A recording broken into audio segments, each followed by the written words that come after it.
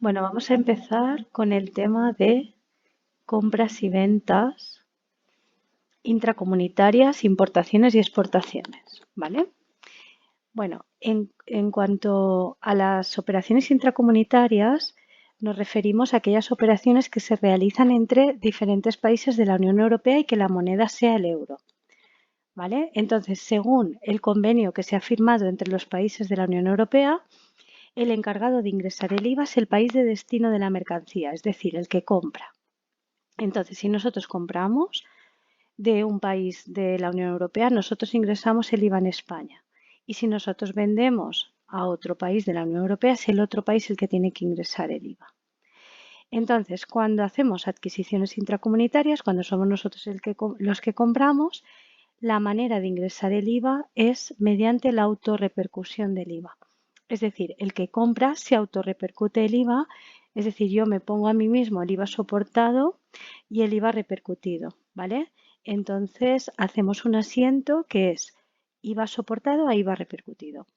De esta manera yo digo que soporto una cantidad de IVA que al mismo tiempo me lo pongo como repercutido y con eso consigo que no tener ningún efecto en cuanto a sujeto pasivo de IVA, pero sí que lo tengo que ingresar mediante el modelo 300 en Hacienda, ¿vale? Al ponerlo soportado y repercutido me quedo a cero, ¿no? Igual como cuando hacemos la liquidación de IVA, pero lo que consigo con eso es ingresarlo en Hacienda. Mirar, compramos mercaderías a Francia por 3.500, el IVA en España para este producto es el 21%.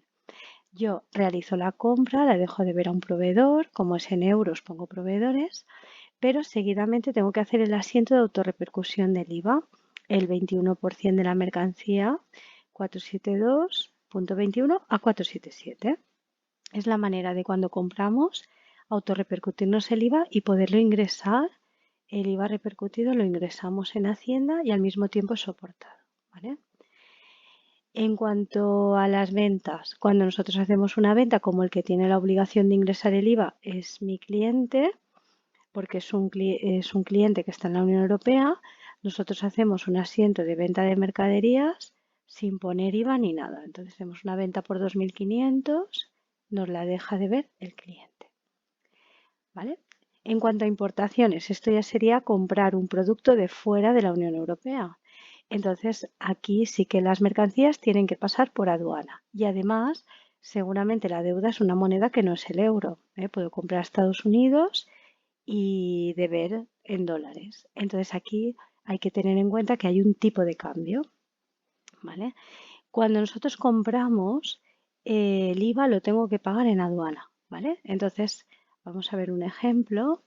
Bueno, antes del ejemplo, las cuentas que vamos a utilizar son proveedores moneda extranjera, proveedores acabado en 4, clientes moneda extranjera y las cuentas 668 y 768 para contabilizar las diferencias negativas o positivas en el tipo de cambio.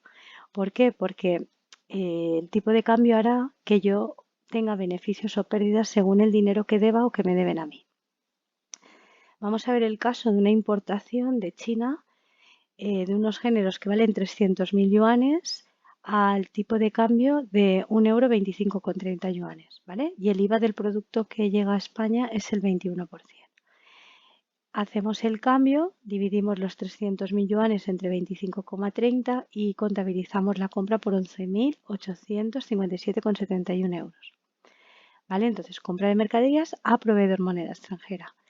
¿Qué pasa con el IVA? Pues que lo tengo que pagar en aduana antes de que entre el producto en España, ¿vale? Entonces, cuando llega el producto a la aduana, tengo que pagar el IVA y además todos los aranceles y gastos de aduana. Los aranceles y gastos de aduana son mayor importe de la compra, así que irán a la 600 compra de mercaderías. Y además habrá una factura en la que estarán los aranceles, el IVA soportado de la mercancía que lo tengo que pagar en aduana y el IVA de todos los aranceles y los gastos. En este caso, como son 100 euros, pues el 21%, 21 euros. Contabilizaré la factura al servicio de aduana, a acreedores por el total y luego se paga, ¿vale? Entonces, acordaros que todos los gastos de aduana, aranceles y todo serán mayor importe de la compra, ¿vale? Irán a la 600 porque Realmente si pago 100 euros más por entrar el producto, pues vale 100 euros más. Es mayor importe de la mercancía. Y pagaremos en la aduana todos esos gastos y todo el IVA de los gastos. Si ahora vamos a pagar la factura a nuestro proveedor chino dentro del año corriente en el que estamos y vemos que el tipo de cambio en ese momento es 28,20 yuanes, cuando yo calcule el valor de la mercancía al tipo de cambio nuevo, me sale que tengo que pagar 10.638,30 euros. ¿Qué ocurre? Que como la deuda que yo tenía reflejada era de 11.000, pero ahora tengo que pagar 10.000, esa variación en el tipo de cambio hace que tenga que pagar menos y el pagar menos es para la empresa es un beneficio, ¿vale? Entonces lo llevamos a las 768 diferencias positivas de cambio, la diferencia.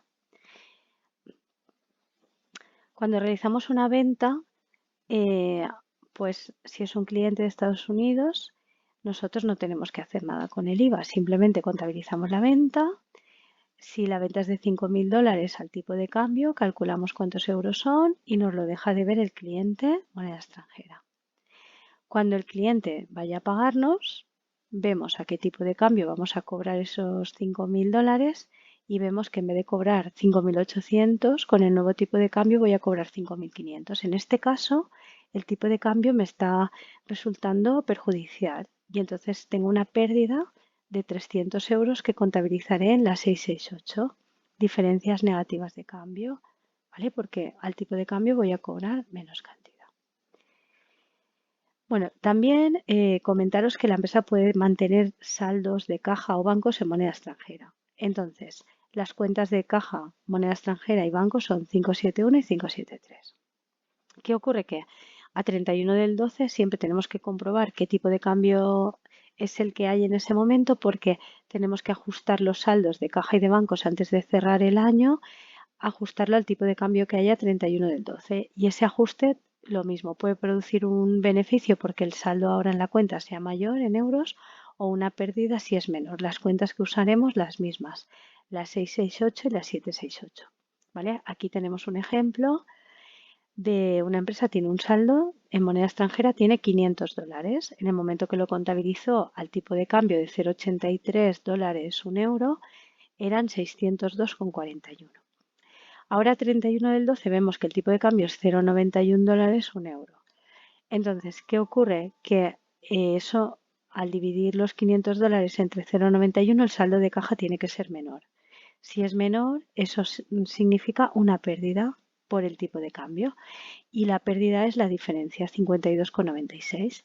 Entonces lo que hacemos a 31 del 12 es ajustar el saldo de caja para rebajarlo en 52,96 euros, ¿vale? Para que se quede con el saldo ajustado al tipo de cambio que hay en el momento de 31 del 12, del cierre de la contabilidad, ¿vale? Entonces 52,96, una pérdida, 668 a 571.